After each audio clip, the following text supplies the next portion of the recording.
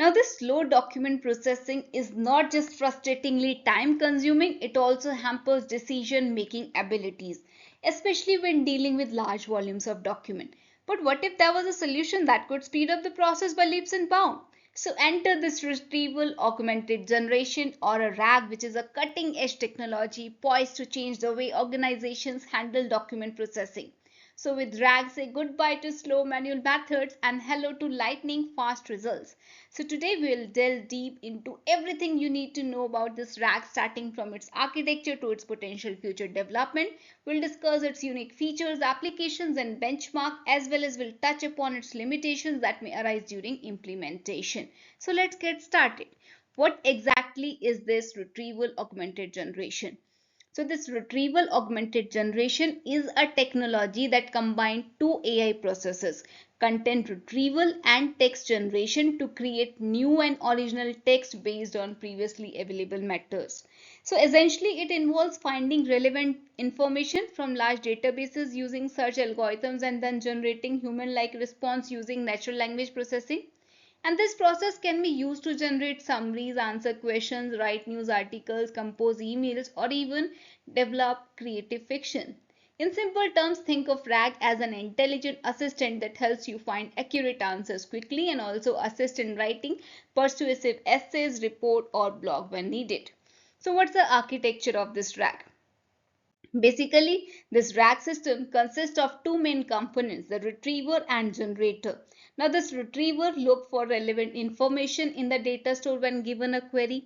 Then the retriever findings along with initial query are handed over to the generator via a particular technique known as augmentation methodology. Now this generator uses various models like transformer, GAN, LSTM diffusion model for generating desired outcome based on the task at hand, such as text to text, image to text, code to text, etc. And some popular generative models include transformer models with attention mechanism, LSTM, diffusion models that add a noise to the data and remove it later to generate new ones, and GAN that use competition between generator and discriminator to produce more realistic samples. So in summary, the generator takes input from retriever and generate appropriate outputs based on the type of task involved. Then comes the retriever. Now this retriever is a system which is used in information retrieval to find the most relevant items from database or collection in response to user's query. And there are different types of retrieval. First is a sparse retrieval, which is commonly used in document retrieval, where keywords representing documents are compared using term matching matrices like term frequency, inverse document frequency, query likelihood. Then comes dense retrieval, which represents query and key using dense vectors obtained through neural network encoding. And it uses approximate nearest neighbor technique and indices such as tree, locality sensitive hashing, neighbor graph index, or a combination of graph index and inverted index. Then some other methods. For some research focus on finding objects without creating representation and utilize methods like added distance calculation for text or abstract syntax text comparison for code snippets. And this knowledge graph offers another form of indexing which allows for quick k-hope neighbor searches via relational augmented graph methods. Now let me give you an example to make it clear. So imagine you have a large collection of books with different topics and you want to search for all the ones related to cats. Now the sparse retriever would look at each book individually, compare its keywords like cat, feline, etc. with your keyword list to determine how relevant they are based on the factors like frequency and importance within the document. And the results are then returned quickly thanks to an organized index which is called an inverted index. While the dense retrieval work differently. So instead of comparing individual features like keywords, it creates a summary vector for both the query and the content being searched. And these vectors can be generated using complex mathematical functions learned from vast amount of data fed into neural network. So when searching, the system looks for items whose vectors are similar to be considered matching using efficient indices like tree or hash table. So this dense retriever tend to perform better when dealing with longer text. But the higher computational cost means they might require more resources than sparse retrieval. And then there are other approaches too. For some, researchers explore ways to find what someone is asking for without first building detailed description. They could use simple calculation, such as counting differences between strings or analyzing syntax trees. Others can focus on advanced techniques for indicing, knowledge graph, or extracting name entities. Now, how many types of RAGs are there? So basically, there are four types of RAG: feature-based, semantic similarity, latent, and logic-based. First comes the feature-based RAG. Well, this type of RAG aims to find the relevant items from the large corpus based on specific vectors. And this feature-based or the query-based RAG is like finding things you might like based on what you already like. Let us say you love pizza, but you don't want to try something new. So feature-based RAG would look for all the pizzas out there and create a list of features for each one, such as toppings, crust texture, sauce flavor, etc. And then it would compare these features to the ones you have liked in the past to suggest some new options you might also enjoy. So it's like having a personal shopping assistant who knows exactly what you like and can make recommendation tailored specifically to your preferences. And then comes this semantic similarity or latent representation based RAG. Now this approach relies on measuring semantic similarity between input items and entire collections to generate contextually meaningful outputs. So think of it as understanding the meaning behind things rather than just looking at the features. So in this case, let's take movie recommendation. So instead of comparing movies based on genres, ratings, and cast members, we could break them down into smaller parts like scene and analyze the underlying themes and emotions they convey. So based on these analysis, the algorithm can determine which films have similar mood, message, and style, even if they don't share any obvious trait. So when suggesting new movie, it could consider more complex factors beyond mere surface level attributes. Then comes the logic based RAG. Now this logic based RAG brings together multiple sources of information to process decision making. So essentially this allows us to factor in additional detail and context while generating outputs, leading to higher accuracy and relevance. And we can use this technique across various domains including text, code, and images. And by combining different perspectives, the resulting prediction become richer. Then we have speculative RAG, which targets sequential data, leveraging retrieved material instead of solely relying on generation techniques. And these methods aim to explore the obtained material over creating anything. So strategies like REST, replacing small models, or decoding with retrieval approaches, GPT cache, eradicating the dependencies, implementing extract phases, breaking them down into productions. So overall, each class has unique advantage and drawback depending on the task nature. You can use any one of them.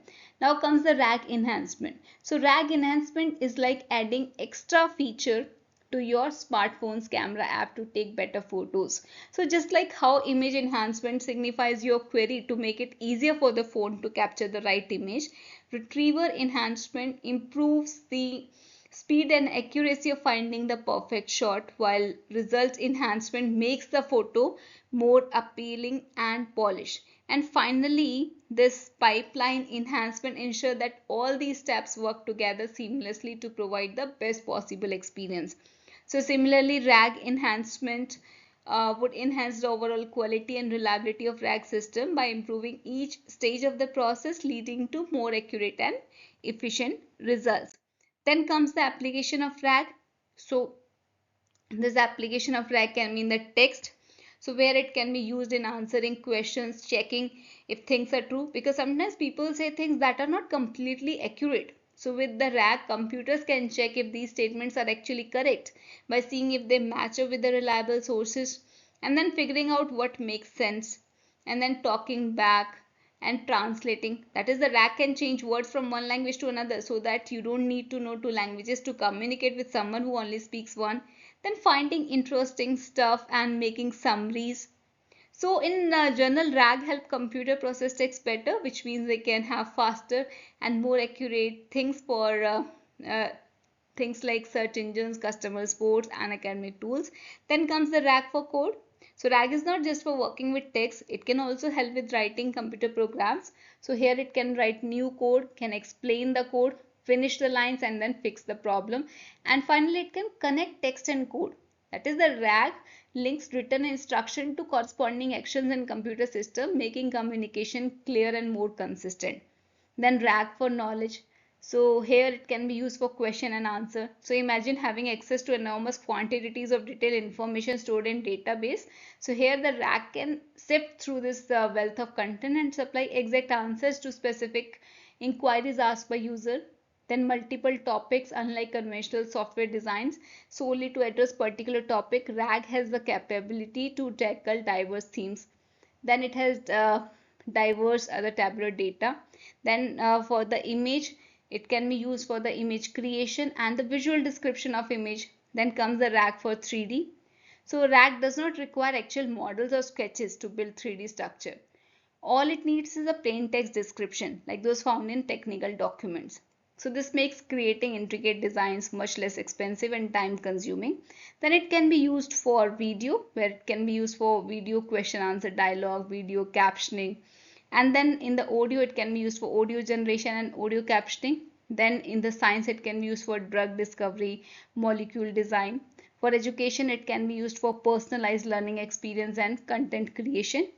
And in music, it can be used for AI songwriting, where musicians partner with RAG to create original compositions by inputting melodic ideas or lyrics and then produce harmonies, chord progressions, and instrumentation arrangements. Also, it can be used to create sheet music, and these examples showcase the impressive range of possibilities which are enabled by RAG, demonstrating its practicability and applicability. Then comes the RAG benchmark. So in simple terms, RAG is like a testing method which is created by researchers to check how well language model understand and respond to various aspects. And this benchmark include four categories. First is the noise robustness, that is LLMs can find important information with errors. Then negative rejection, that is knowing when there is not enough information. Then information integration and counterfactual robustness or recognizing mistakes. And the benchmarks like ragas, arrays, true lengths focus on separate parts like faithfulness, relevance, and context relevance.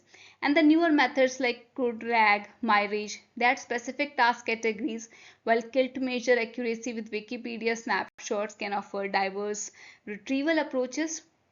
Then comes the limitations of RAG. The first limitation is noisy retrieval results. So while diversifying the retrieval results can enhance prompt construction, excessive noise in the information gathered can negatively affect the final outcome. And it's unclear whether such variations boost or hurt generation quality, creating confusion when determining performance matrices. So, for example, imagine you are trying to write about a topic related to healthcare, but the information you retrieve contains irrelevant or contradictory facts. And these inconsistencies makes it harder for you to generate content to be accurate. Then some extra overhead, which include retrieval leads to additional latency due to longer response time. Plus storing and managing large database also adds complexity. For example, consider a customer service bot responding instantly to clients' requests via messaging apps. So adding the retrieval option would slow down the bot reaction time, possibly causing delays or frustrations. Then mismatched objective. So a disconnect exists between the goals and writers. So splitting the operation may offer better versatility. Suppose your company wants a software application to assist salesperson with proposals based on customer preferences. So if you incorporate retrieval, requires choosing between a complex integrated setup or separable modules, then increased system complexity. So here consider building a recommendation engine utilizing RAG principles. So you will encounter technical challenges such as balancing personalization against scalability, memory consumption versus speed, and computational cost versus accuracy. And then longer context. So using RAG regular in charges the scope of prompts that text generator must account for. For example, if you're working on summarizing lengthy articles, so introducing this RAG element could mean handling much larger input size, potentially slowing down the summary tool. Then what can be the future potential? So first, it can be better integration of retrieval and generator, where researchers can work on making RAG more efficient by integrating the retrieval and generator process. Then more diverse RAG pipeline, where engineers can experiment with different RAG pipeline structures such as recursive, adaptive, and iterative to find the best fit. Then expansion into new fields where RAG has already been useful in many areas from language translation to scientific literature analysis, but there are still opportunities for specialization. For example, RAG could help medical professionals quickly access relevant search papers during diagnosis. Then it can be used in improving efficiency and optimization and this real time and long tail data usage. So rather than relying only on training data, RAG can utilize live data continuously. This means developing mechanism for updating and expanding RAG resources. Then it can have collaboration with other AI techniques. So here it can combine the RAG with other technologies like fine-tuning, reinforcement learning, chain of thought, and agent-based generation. So overall, this RAG offers immense potential for enhancing various aspects of our lives, from education and healthcare to finance and entertainment. For example, imagine a writer who is struggling with writer's block. So using RAG, they could generate ideas by merging concepts from existing texts that resonate with their theme. Alternatively, an e-commerce site could provide product suggestions by drawing inspiration from items purchased by customers sharing similar interest. So RAG can make it easier to generate customized results that cater to individual needs. So as RAG continue advancing, its impact will extend far beyond writing and retail. So from legal documents to engineering designs, RAG could revolutionize numerous professional sectors. And as the AI development accelerates, so too the necessity for responsible regulation and oversight, ensuring that society benefits maximally from these transformative technologies while minimizing harm. Thank you.